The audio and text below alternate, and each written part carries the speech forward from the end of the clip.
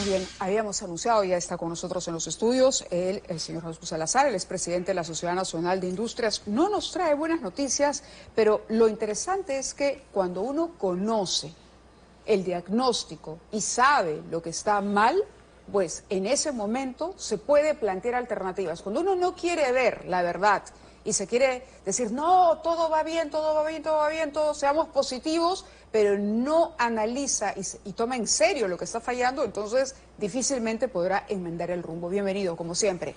Muchas gracias, Mávila. Muy buenas noches. Gracias por esta invitación. En efecto, no se trata de ser alarmista, ni tampoco queremos generar ningún tipo de malos pensamientos sobre nuestra economía hacia adelante.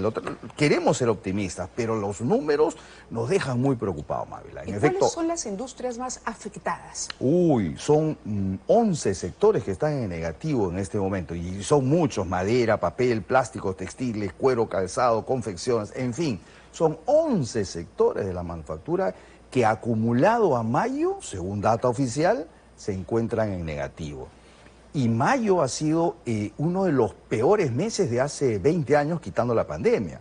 Mayo, solo mayo, la industria primaria cayó casi 30% y la industria no primaria poco más del 10%. Eso es un montón. Eso es muchísimo.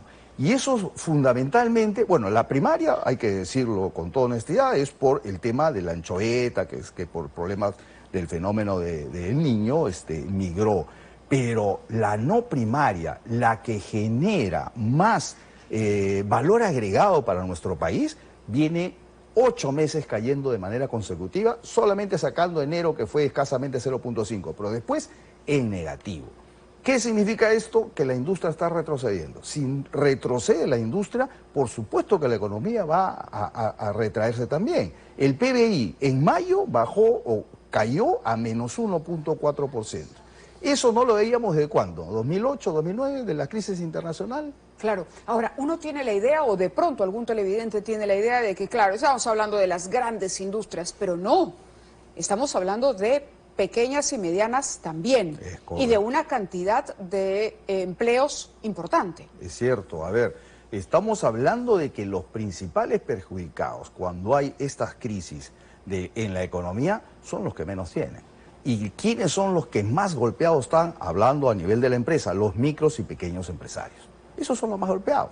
Yo siempre he hablado, Mávila, de un sector de microempresarios de subsistencia, ¿no es cierto? El Perú es un país de emprendedores, es excelente esa noticia, pero vamos a separar las cosas. Somos emprendedores porque no tenemos otra cosa que hacer. Entonces salimos a las calles a buscar el negocio, y de esos son más o menos 2,5 millones a 3 millones de microemprendedores de subsistencia.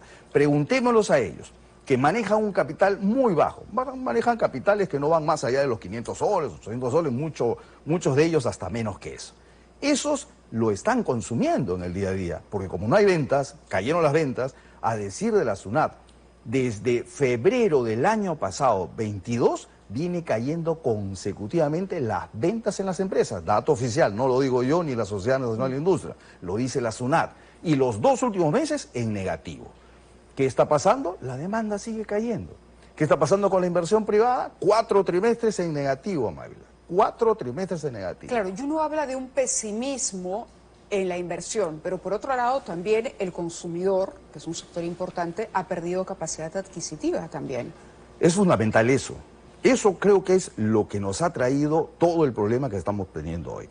La industria ha bajado su producción porque no hay demanda. La demanda ha caído porque ya no hay recursos. Acuérdate que hemos gastado las ETS, el adelanto de las AFPs. Eso generó una liquidez en el mercado que ayudó el año pasado, ¿no es cierto? Sí. Pero eso ya se acabó. Ahora ya no hay de dónde. ¿Qué necesitamos hacer en la economía, Mávila? Es algo simple. Bueno, más allá de generar la confianza para la inversión, que es algo un poquito más serio y que nos va a tomar algún tiempo. Pero necesitamos inyectar recursos, dinero a la economía. No hay otra. Generemos demanda. ¿Cómo hacemos eso? ¿Qué le diría usted al ministro Alex Contreras si lo tuviera enfrente? Yo sé que el ministro tiene la mejor intención y está haciendo grandes esfuerzos, pero se nota que los resultados no lo están acompañando. 2 medidas inmediatas. Primero, reactivar el sector construcción del Perú, porque la construcción jala muchos sectores colaterales. Cemento viene cayendo, cosa que no es muy común. Cemento viene cayendo en el Perú. La construcción va acumulando ya 10 puntos en negativo en lo que va del año. Wow. Este año ya no se salva la construcción. Esos temas deberían reactivarse. Tenemos más de 2.000 obras paralizadas, Mávila. Yo sé que hay muchos temas serios, técnicos y sobre todo de corrupción. Pero eso deben llevarse por un canal y yo creo que Contraloría también podría ayudar para que esto se busque las salidas legales de los problemas, pero las obras no tienen por qué paralizarse, deben seguir su camino bajo un control específico, un régimen específico. La tramitología de lo que significa sacar una licencia de construcción en Lima siguen complicado. Yo sé que hay más de 90 edificaciones paralizadas porque no tienen licencia de construcción. En fin, necesitamos un shock de inversión y que el Estado tenga que hacer la inversión pública, porque eso dinamiza mucho. Se habla de un efecto de multiplicador de 4 veces más. Cuando aumente la inversión pública, el privado lo acompaña después, porque genera confianza. Claro, el otro día escuchaba precisamente a un representante de este sector de la construcción y decía, bueno, ya el asunto está parado, por lo tanto no hay trabajo para los propios albañiles, los ingenieros de la construcción, las ventas de cemento, como usted dice, tampoco, pero los negocios colaterales, la señora que se encarga de alimentar a los obreros que durante un tiempo, que no es poco, no van a trabajar en una obra. El proveedor de determinados utensilios que van a necesitar, la logística, desde el que abastece con los cascos protectores, correcto, hasta todos los pequeños negocios colaterales que hay alrededor, y eso no termina de entenderse. Ahora, ¿cómo así este shock de dinero debería llegar, o de capital, podría llegar del Estado, si lo que estamos hablando es de la industria privada? No. Si es que el Estado dinamiza la construcción Ajá, a nivel de sus gastos, entiendo, eso tendría un efecto multiplicador muy grande. Mira, y un indicador de qué está pasando con esto son los bienes intermedios, la manufactura que fabrica para que sea empleado, por ejemplo, para las obras y la construcción, tuberías, en fin, la cantidad de productos intermedios. Eso, solo en mayo cayó 13%. Solo en mayo, y ya va acumulado a mayo, de enero a mayo, 8.8, 8.9% en negativo. Eso es un indicador claro de que la industria final está golpeándose mucho. ¿Qué debemos hacer adicional a ello? Porque yo sí creo en el shock de inversiones públicas. Tiene que haber un shock de inversiones públicas. Claro, ahora hay que preguntar, pues, cómo va el gasto público, ¿no? Ya se acabó el primer semestre y estamos 28 punto tanto, raspando el 30%. Ya estamos en el primer semestre.